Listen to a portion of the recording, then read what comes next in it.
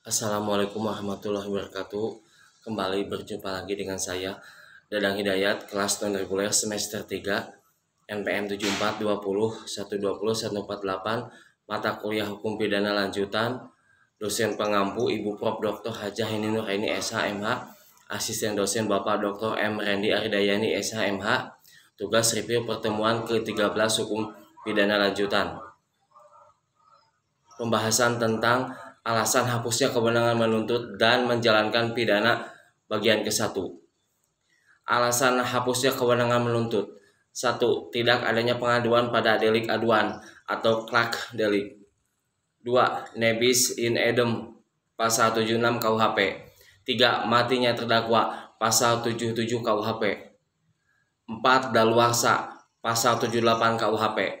5. Penyelesaian di luar beracara atau ad fauning buron proces pasal 82. 6. Adanya abolisi dan amnesti diatur di luar KUHP.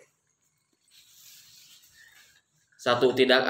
Tidak adanya pengaduan pada delik aduan atau Clark delik. Dalam buku 1 KUHP tidak ada pengaturan khusus tentang delik aduan, melainkan diatur dalam buku 2 KUHP tentang kejahatan. Sedangkan dalam buku 3 tidak dikenal adanya delik aduan. Macam-macam delik aduan. 1. Delik aduan mutlak atau absolut adalah suatu delik atau tindak pidana yang karena sifatnya sendiri dari kejahatan, maka hanya dengan pengaduanlah baru dapat dituntut. Yang diadukan perbuatannya saja, contoh kasus perzinahan yang dilakukan oleh orang yang sudah menikah.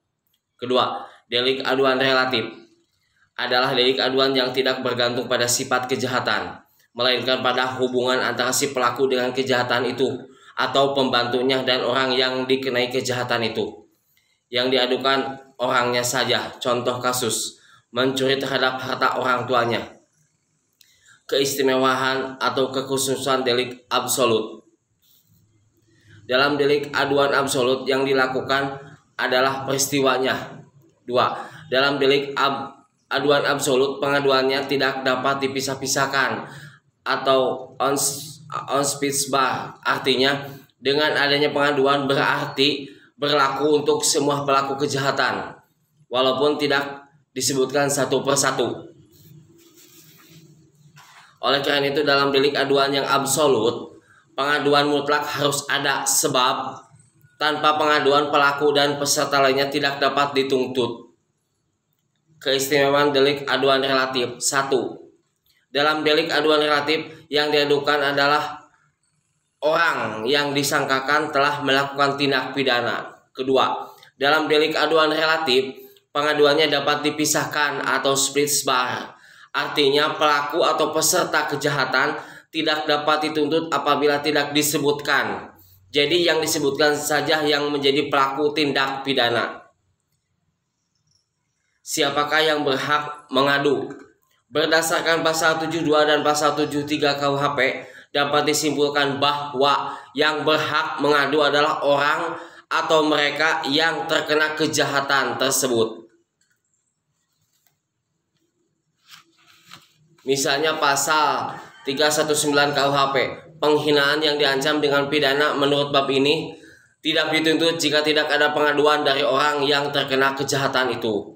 Pasal 322 ayat 2 tentang membuka rahasia yang berbunyi, jika kejahatan dilakukan terhadap seseorang tertentu, maka perbuatan itu hanya dapat dituntut atas pengaduan orang itu.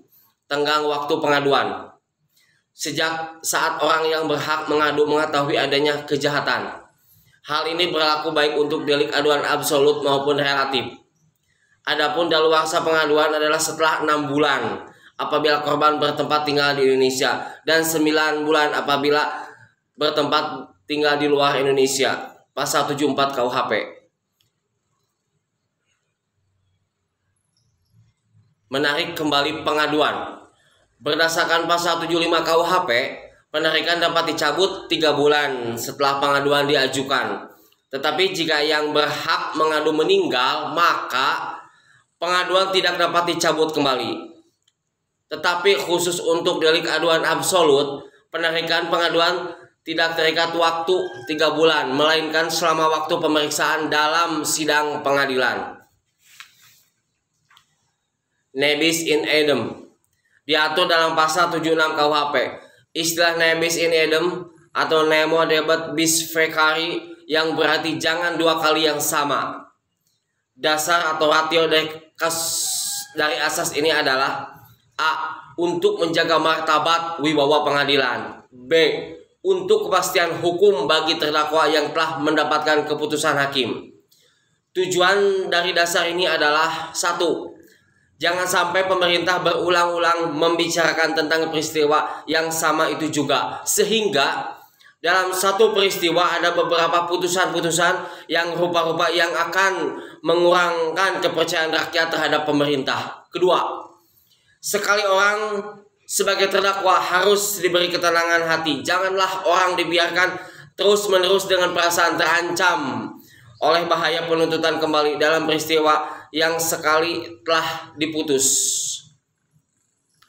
Berlakunya dasar nebis in idem itu digantungkan kepada hal bahwa terhadap seseorang itu juga mengenai peristiwa yang tertentu telah diambil keputusan oleh hakim dengan vonis yang tidak diubah lagi. Putusan ini berisi A. Penjatuhan hukuman atau verding. Dalam hal ini oleh hakim diputuskan bahwa terdakwa terang telah melakukan peristiwa pidana yang dituduhkan kepadanya.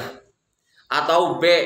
Pembebasan dari penuntutan hukuman. Dalam hal ini hakim memutuskan bahwa peristiwa yang dituduhkan kepada terdakwa itu dibuktikan dengan cukup terang, atau terdakwanya kedapatan tidak dapat dihukum karena tidak dapat dipertanggungjawabkan atas perbuatannya itu. Atau C. Putusan bebas atau free spark. Putusan ini berarti bahwa kesalahan terdakwa atau peristiwa yang dituduhkan kepadanya tidak cukup bukti. Syarat-syarat nebis in idem. 1. Putusan hakim yang mempunyai kekuatan hukum tetap. 2. Putusan yang dijatuhkan berlaku untuk orang yang sama. 3. Perbuatan yang dituntut kedua kali adalah sama dengan yang pernah diputus. 3. Matinya terdakwa pasal 77 KUHP. Kewenangan menuntut pidana menjadi hapus dengan matinya terdakwa.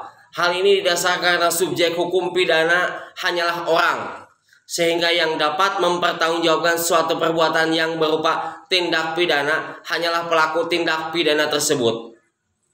Dalam pasal ini terletak satu prinsip, bahwa penuntutan hukuman itu harus ditujukan kepada diri pribadi orang. Jika orang yang dituduhkan telah melakukan peristiwa pidana itu meninggal dunia, maka tuntutan atas peristiwa itu habis sampai demikian saja. Artinya tidak dapat tuntutan itu lalu diarahkan kepada ahli warisnya. Dalam hal ini ada satu pengecualian, adalah dalam pasal 367 dan 363 HIR yang menerangkan bahwa dalam hal menuntut denda, ongkos perkara atau merampas barang-barang yang tertentu mengenai pelanggaran tentang penghasilan negara dan cukai, tuntutan itu dapat dilakukan kepada ahli waris orang yang bersalah. Sekian review pertemuan ke-13 hukum pidana lanjutan yang dapat saya sampaikan. Terima kasih. Wassalamualaikum warahmatullahi wabarakatuh. Wassalam.